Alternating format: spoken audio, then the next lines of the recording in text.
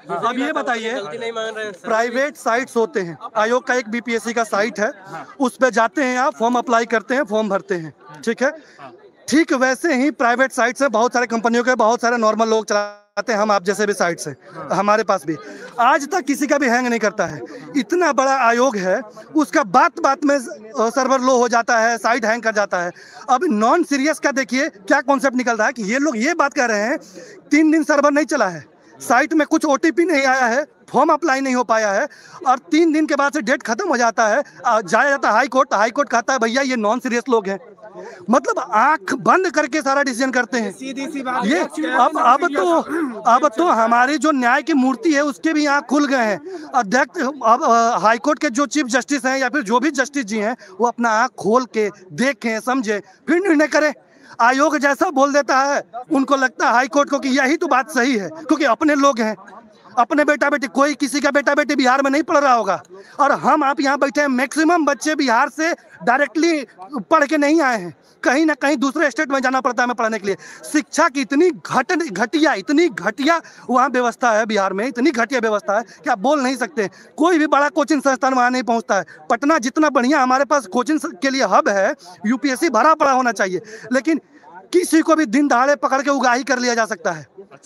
तो बाहर के लोग जाने से डरते हैं। आज यहाँ पर किसी से भी बातचीत कीजिए तो चंबल के बाद बिहार का नाम आता है, बोलते हैं घर घर में आपके तो कट्टा होगा। कैसी हम लोगों ने छवि रखी है बाहर में, किसके काल में हुआ है ये तमाम रोज न्यूज में आता है। पटना में किसी व्यापारी को अगवा कर लिया, मुंगेर में किसी को अगवा कर लिया, सिवान में अगवा कर लिया। कहाँ से, हम किस बात को प्रोजेक्ट करते हैं? तो हमारे जो नेतागण हैं, ये समझे, हमारे आयोग के मनु जी हैं, उनको जिम्मेदारी मिली है कि दक्ष प्रशासनिक अधिकारियों का चयन करें और आयोग में भरे जिससे सुधार हो, लेकिन वो नहीं दिखाई देता है। नेताजी की वो चाहतेंगे कि उनको भी आगे चल के कुछ पद प्रतिष्ठा प्राप्त हो। नेताजी को तो मजबूरी है कि चुनाव जीतना है। नीतीश बाबू 4-5 बार से 9 बार मुख्यमंत्री बने हैं, बात समझिए, 9 बार मुख्यमंत्री बने। इतना आदमी लालची है ये सीट के लिए, जब मन करे तब हमेशा चेयर पर बैठे रहना है। ये आगे आने मौका देना चाहिए कि नए कोई लीडर को मौका मिले, नया आए। विकास आपने बहुत अच्छा किया, इतना किया, बहुत अच्छा किया, लेकिन मोनोटोनस हो गया है बिहार का विकास। एक जैसे एक रूपता आ गई है उसमें, वही नहीं चाहिए। सिर्फ रोड ही विकास नहीं होता है, सिर्फ चिड़ियाघर ही बनवा देना विकास नहीं होता है, एजुकेशन से विकास होता है। अब देखिए शिक्षा में क्या है, हम लोग जेएनयू, डीयू सब में एडमिशन करने, जामिया में एडमिशन करने जाते हैं, वहाँ एंट्रेंस पिछले साल के अलावा छोड़ दिया जाए तो वो इंग्लिश में होता था। बिहार के बच्चे एडमिशन तक नहीं पाते थे, और आज के समय में सीयूईटी के थ्रू एडमिशन हो जाता है। तो बिहार के हिंदी में, चूंकि हिंदी इंग्लिश दोनों में हो गया एग्जाम, बिहार के बच्चे एडमिशन ले रहे हैं, लेकिन अंदर जाने के बाद से पता चला सिर्फ इंग्लिश है, तो डिमोरलाइज होकर बाहर आ जा रहे हैं। 2024 में बिहार में इंग्लिश का नंबर है जो 10वीं में, वो जोड़ा नहीं जाता है। यानी कि इंग्लिश का मतलब हुआ कि आप पढ़े ना पढ़े, घंटा कोई मतलब नहीं है। यानी कि बिहार का जो भविष्य है, युवा पीढ़ी है, वो आगे कुछ सोच ही नहीं सकता कि बाहर दुनिया में कल को हमें आपको, अगर जो बिहार से ताल्लुक रखते हैं उनको डायरेक्ट कहा जाए कि भाई तुमको MIT से तुमको पढ़ना है, तो बिहार से पढ़ के कोई MIT में जाकर एडमिशन नहीं ले सकता, क्योंकि अंग्रेजी बोलना होगा, वहाँ अंग्रेजी समझ में आना होगा। लेकिन बिहार की शिक्षा व्यवस्था इतनी घटिया है, सिलेबस इतना घटिया है कि इंग्लिश छोड़ के संस्कृत पढ़ा रहे हैं। भैया संस्कृत में तुम रोजगार दो, संस्कृत में अच्छे कोचिंग संस्थान खोलो, संस्कृत में सारी चीजें करो, संस्कृत सब कोई पढ़ेगा, लेकिन वो भी नहीं होगा, इंग्लिश में नहीं होगा। पता नहीं किस बात के लोग हैं। कर्पूरी ठाकुर जी को अभी भारत रत्न मिला है इस बार, वही हिंदी को कंपल्सरी करके इंग्लिश को कंपल्सरी से हटा दिए थे। अब बोलते थे कि जो युवा हैं हमारे कलेजे के टुकड़े हैं, ऐसे चलेगा युवाओं के सामने? मतलब सोचिए 70 के दशक में ये सड़कों पे युवा सड़कों पे किस लिए है? हम लोग आपसे नौकरी नहीं मांग रहे हैं, हम लोग कह रहे हैं कि जो भी एग्जाम करवा रहे हैं ट्रांसपेरेंट तरीके से करवाइए।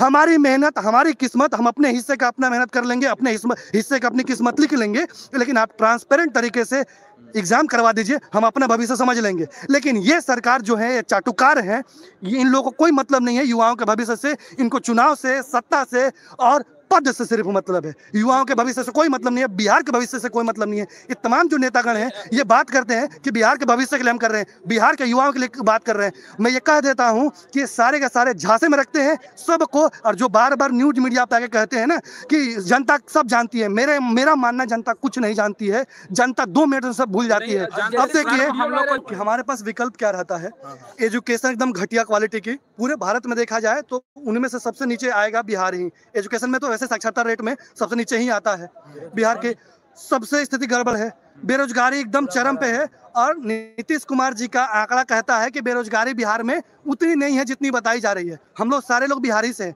चूंकि कोई बिहार में बचता ही नहीं है तो अब सर्वे किस पे करते हैं। कोविड का समय था, वो सीधा साधा सिंपल था आपके समय पास में कि किस प्रकार से बेरोजगारी है। अब बेरोजगारी भी कैसी, बेरोजगारी भी मजदूर, फैक्ट्री वर्कर्स और पढ़े लिखे ऐसे बेरोजगार जो कहीं के नहीं बचे हैं। और एक इंसिडेंट याद आ रहा मुझे, शुभम कुमार जी रैंक 1 लाए थे यूपीएससी में, बिहार विधानसभा में बुलाया गया और उन्हें सम्मानित किया गया कि बिहार का लाल है, 1 नंबर लेके आया।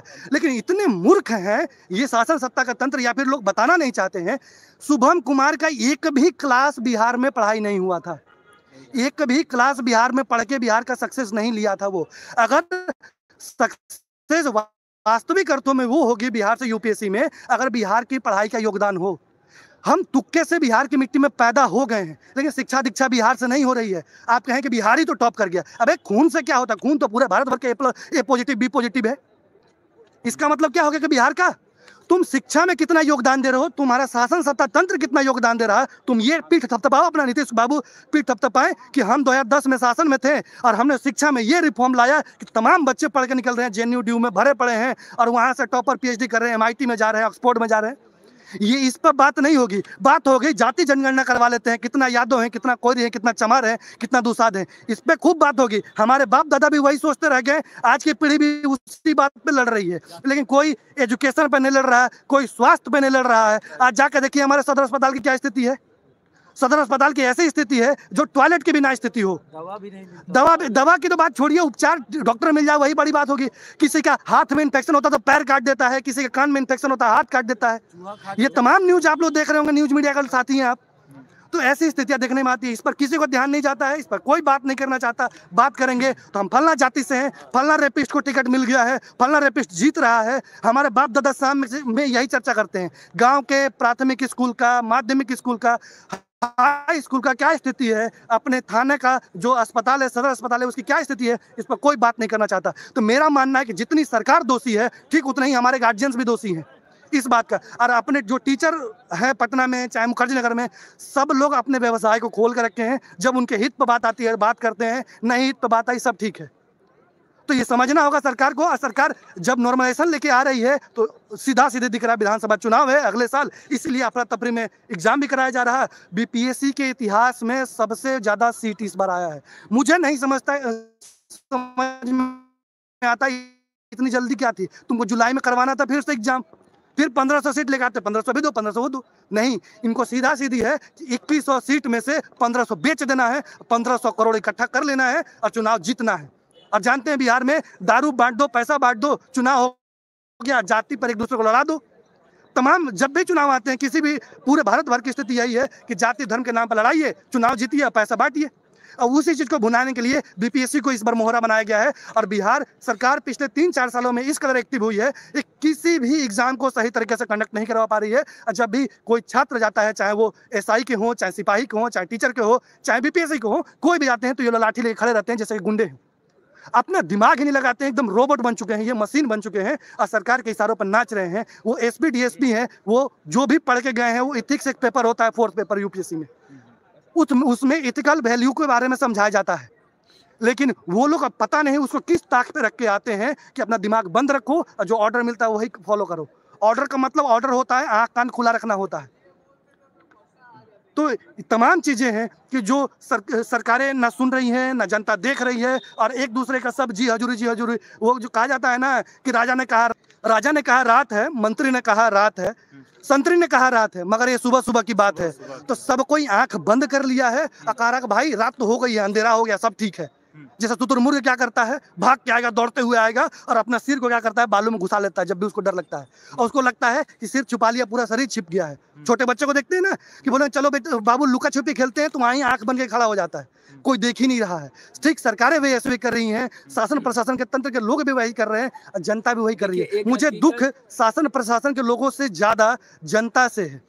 आज देखिए, ये बीपीएससी एग्जाम सिर्फ बीपीएससी अभ्यर्थियों के लिए है। हमारे माँ बाप, हमारे भाई बंधु नहीं इकट्ठा होंगे, हमारे सिपाही बंधु नहीं इकट्ठा होंगे। जब सिपाहियों की होती है तो सिर्फ सिपाहियों की है, पूरे बिहार के रोजगार के मुद्दे की बात होती है, पूरे बिहार की बात होती है, डायरेक्टली इनडायरेक्टली सब एक दूसरे से जुड़े हुए हैं, तो सबको एक साथ आना होगा। मैं तो ये कहता हूं कि पूरे भारत भर की बात है, क्योंकि बेरोजगारी भारत में चरम पे है और बेरोजगारी मुख्य मुद्दा है जिस पर सेकेंडरी तौर पर देखा जाता है। सब मुद्दे खत्म तब बेरोजगारी पे बात होगी, नहीं होगी। अब मेन स्ट्रीम, आप लोग जो मेन स्ट्रीम के मीडिया नहीं है, आपका बहुत बहुत धन्यवाद कि जो आप लोग हम जैसे लोगों की बात पहुंचा रहे हैं। मेन स्ट्रीम मीडिया इस समय जाके देखिए, 8 बज रहे हैं, 9 बज रहे हैं रात के, जाके देखिए हिंदू मुस्लिम हो रहा होगा, मंदिर मस्जिद हो रहा होगा, किसी को बीपीएससी से मतलब नहीं है, किसी को बेरोजगारी से मतलब नहीं है, किसी को शिक्षा से मतलब नहीं है। अब बताइए हमारे देश में किम जोंग उन की क्या जरूरत है? इतनी मूर्ख है, इतनी टीआरपी की भूखी मीडिया है, किम जोंग उन की क्या बात करें हम? ना हमारा कोई राजनयिक संबंध उसके साथ है, ना ही कोई हमारा बाउंड्री साझा होता है, ना ही कुछ लेना देना है, ना ही हम लोग वहाँ जाते हैं यात्रा करने, ना ही हमारे लोग रहते हैं, उसकी क्या बात करना है? 9 बजे प्राइम टाइम होता है ना आप लोग के हिसाब से, प्राइम टाइम में बताइए अब हिंदू मुस्लिम चल रहा है, पाकिस्तान के बारे में चल रहा है। अबे पाकिस्तान की क्या औकात है भाई हमारे सामने? पाकिस्तान से तो रोज यही स्थिति है, पाकिस्तान से तुलना करो और खूब अपने आप में खुश हो लो, बहुत बढ़िया बहुत बढ़िया। अब ये नहीं करते तुलना कि हमारे देश में क्या चल रहा है। ये लोग तुलना इस बात पे करना चाहिए कि भाई तुम इतना पेपर लीक करवाए, देखो हम इतना करवा लिए। बिहार को इस समय पीठ थपथपाना चाहिए कि यूपी देख लीजिए, आपसे कम है क्या? बच्चों को मैं भी तो मार ही रहा हूँ।